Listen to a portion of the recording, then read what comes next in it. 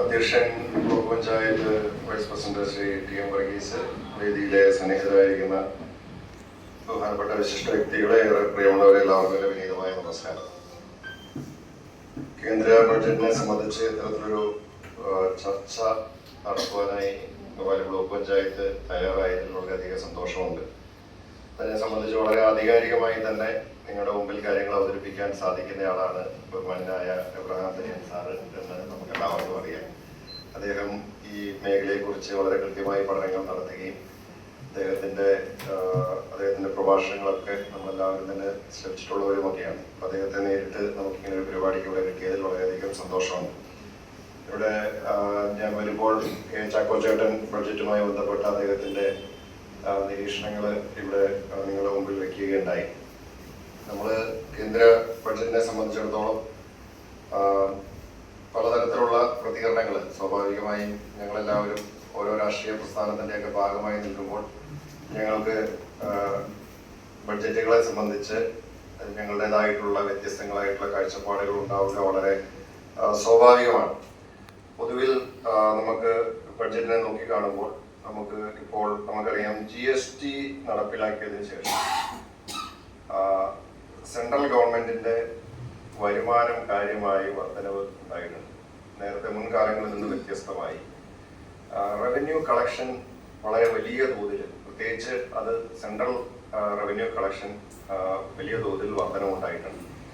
അത് രണ്ട് തരത്തിലാണ് സെൻട്രൽ ഗവൺമെന്റിന്റെ റവന്യൂ വരവ് വർദ്ധിച്ചിരിക്കുന്നത്. ഒന്ന് നമുക്കറിയാം, ഒരു 2014 കാലഘട്ടം വരെയൊക്കെ, അതായത് UPA സർക്കാരിന്റെയൊക്കെ കാലഘട്ടത്തിൽ അന്ന് അന്താരാഷ്ട്ര വിപണിയിൽ ക്രൂഡ് ഓയിലിന് വലിയ വില ഉണ്ടായിരുന്ന ഒരു കാലഘട്ടമാണ്. അതായത് ഒരു ബാരലിന് $140 വരെ ക്രൂഡ് ഓയിലിന് വില ഉണ്ടായിരുന്ന ഒരു കാലഘട്ടത്തിൽ അന്ന് നമുക്ക് ഏകദേശം 60 രൂപ അല്ലെങ്കിൽ 70 രൂപ നിരക്കിൽ അന്ന് പെട്രോളും ഡീസലും ഒക്കെ നൽകപ്പെട്ടിരുന്ന ഒരു കാലമായിരുന്നു. പക്ഷെ പിന്നീട് അതിനുശേഷം കഴിഞ്ഞ ഒരു 10 വർഷം നമ്മളെടുത്ത് പരിശോധിക്കാൻ നമുക്ക് കാണാൻ സാധിക്കുന്നത്, അന്താരാഷ്ട്ര വിപണിയിൽ ക്രൂഡ് ഓയിലിന്റെ വില ഗണ്യമായിട്ട് കുറഞ്ഞു എന്ന് പറഞ്ഞാൽ ബാരലിന് 140 ഉണ്ടായിരുന്നത് അത് ഇടയ്ക്ക് $50, $60, $70 എന്ന നിലക്കിലേക്കൊക്കെ ക്രൂഡ് ഓയിലിന്റെ വില കുറയുകയും, എന്നാൽ പെട്രോളിന്റെയും ഡീസലിന്റെയും വിലയിൽ അതിന് ആനുപാതികമായിട്ടുള്ള കുറവുണ്ടായില്ല എന്ന് മാത്രമല്ല, പെട്രോളിന്റെയും ഡീസലിന്റെയും വിലയിൽ കാര്യമായ വർധനവുണ്ടായി. ഏകദേശം 100 രൂപയോളം ശരാശരി എന്ന വണ്ണം പെട്രോൾ ഡീസൽ ഉൽപ്പന്നങ്ങൾക്ക് വില വർദ്ധിക്കുന്ന ഒരു കാഴ്ചയുണ്ടായി. അപ്പോൾ ഒരു വശത്ത് കേന്ദ്ര സർക്കാർ അന്ന് $140 വിലയുണ്ടായിരുന്നു, $140 വിലയുള്ള സമയത്ത് 70 രൂപയ്ക്ക് പെട്രോൾ കൊടുക്കുമ്പോൾ, പിന്നീട് അത് ക്രൂഡ് ഓയിലിന്റെ വില 70ലേക്ക് വന്നപ്പോൾ, $70 അല്ലെങ്കിൽ $80 വന്നപ്പോൾ പെട്രോളിന്റെ ഡീസലിന്റെ വില മാർക്കറ്റിൽ ഏകദേശം 100 രൂപയിലേക്ക് വരുന്നു. ഇപ്പോ അതുണ്ടാക്കിയ ഒരു ഡിഫറൻസ് എന്ന് പറയുന്നത് ചെറിയ ഡിഫറൻസ് അല്ല, ലക്ഷക്കണക്കിന് കോടി ടോട്ടൽ റവന്യൂ ഉണ്ടായിരിക്കുന്ന വർധനവ് എന്ന് പറയുന്നത് നമ്മളൊക്കെ ചിന്തിക്കുന്നതിനപ്പുറത്തുള്ള വലിയ തോതിലുള്ള വർധനവ് ഉണ്ടായിരുന്നു. അപ്പൊ ആ ഫണ്ട് വിനിയോഗിച്ചുകൊണ്ട് പല കാര്യങ്ങളും ചെയ്യുവാനായിട്ടുള്ള ഒരു ബാൻഡ് വിഡ്ത്ത് ഒരു സെൻട്രൽ ഗവൺമെന്റിന് വന്നിരിക്കുന്ന ഒരു സാഹചര്യത്തിലൂടെയാണ് ഇപ്പോൾ കഴിഞ്ഞ കുറെ കാലങ്ങളായിട്ട് നമ്മൾ നോക്കുമ്പോൾ കാണാൻ കഴിയുന്നത്. അതുകൊണ്ട് പല കാര്യങ്ങൾക്കും സെൻട്രലിന് പൈസ ആവശ്യത്തിന് അനുസരിച്ച് വിനിയോഗിക്കുവാനായിട്ടുള്ള ഒരു ബാൻഡ് വിഡ്ത്ത് ഉണ്ട്. അപ്പോൾ അതാണ് ഇപ്പോൾ പല കാര്യങ്ങളും ഇപ്പം അതിന് വന്നിരിക്കുന്ന മാറ്റം. ഇപ്പോൾ എനിക്ക് കഴിഞ്ഞ ഈ തവണത്തെ ബഡ്ജറ്റിൽ വന്നിരിക്കുന്നത് ഇൻഫ്രാസ്ട്രക്ചർ ഡെവലപ്മെന്റിന് വേണ്ടി തന്നെ വന്നിരിക്കുന്ന ഏതാണ്ട് 12 ലക്ഷത്തിലധികം കോടി രൂപയാണ് ഇൻഫ്രാസ്ട്രക്ചർ മേഖലയിലേക്ക് കടന്നു വന്നിരിക്കുന്നത്, അലോക്കേഷൻ വന്നിരിക്കുന്നത്. ഇപ്പൊ ഡിഫൻസ് ബഡ്ജറ്റ് ഏകദേശം 8 ലക്ഷം കോടിയുടെ അടുത്തേക്ക് എത്തിയിട്ടുണ്ട്.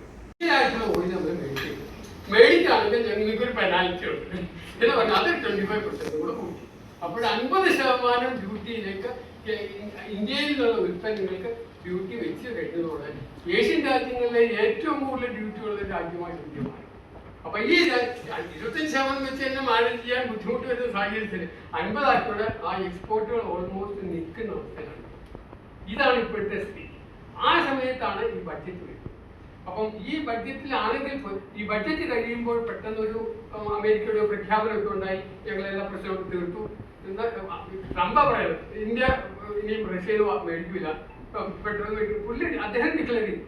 അദ്ദേഹം ഡിക്ലെയർ ചെയ്യുമ്പോൾ ഇന്ത്യയുടെ ഒരു വ്യക്തമായൊരു കാഴ്ചപ്പാടോ അല്ലെങ്കിൽ ഒരു തീരുമാനമോ അതിന്റെ ഭാഗമായിട്ടില്ല, അല്ലെങ്കിൽ ഒരു കമ്മിറ്റി ഒപ്പിട്ട ഒരു കടലാസോ ഒന്നുമില്ല. അദ്ദേഹം അങ്ങനെ പറഞ്ഞു. കുറെ നാള് ഗവൺമെന്റ് അത് നിശബ്ദത പാലിച്ചു. അതിനുശേഷം അപ്പൊ അതിൽ പറഞ്ഞിരിക്കുന്ന കാര്യങ്ങൾ അതിലും ദോഷകരമാണ്. അമേരിക്കയിൽ നിന്ന് വരുന്ന ഇമ്പോർട്ടുകൾക്ക് ഇന്ത്യയിലേക്ക് ഇമ്പോർട്ട് ചെയ്യുന്ന സാധനങ്ങൾക്ക് ഡ്യൂട്ടി ഏകദേശം 0% ആക്കുന്ന ഒരു സാഹചര്യമുണ്ട്. ഈ സാഹചര്യത്തിൽ ഇന്ത്യ ഇപ്പോൾ വളരെ ബുദ്ധിമുട്ടുള്ള ഒരു സാഹചര്യത്തിൽ കൂടെയാണ് പോകുന്നത്. അതിന് കേന്ദ്ര ഗവൺമെന്റിന് മാത്രം വഴി പറയേണ്ട കാര്യമല്ല, അമേരിക്കയുടെ പെട്ടെന്നുള്ളൊരു ചേഞ്ച് ഓഫ് ഇതുമൂലം വന്നിരിക്കുന്നൊരു ഇതാണ്. അപ്പൊ അതില് എത്രമാത്രം ഒരു നയപരമായിട്ട് നയതന്ത്രപൂർവ്വം അതിനെ നമുക്ക് നേരിടാൻ പറ്റുമോ എന്നുള്ളതിനെ കുറിച്ച് ഒത്തിരി വ്യത്യസ്തമായ കാഴ്ചപ്പാടുകളുണ്ട്. ഈ സമയത്താണ് ഇസ്രായേലിലേക്കുള്ള കേന്ദ്ര ഗവൺമെന്റിന്റെ പ്രധാനമന്ത്രിയുടെ വിസിറ്റും. പക്ഷെ ആ സമയത്തും ഇങ്ങനൊരു അക്രമം ഉണ്ടാകുമെന്ന് അറിയില്ല. അതിനുശേഷം അതിന്റെ 2 ദിവസം 3 ദിവസം കഴിഞ്ഞിട്ടാണ് ഈ അക്രമം ഉണ്ടാവുകയും ഇന്നത്തെ മധ്യപൂർവ്വ ദേശം മുഴുവൻ ഒരു വലിയൊരു പ്രതിസന്ധിയിലേക്കും യുദ്ധ കാഹളത്തിലേക്കും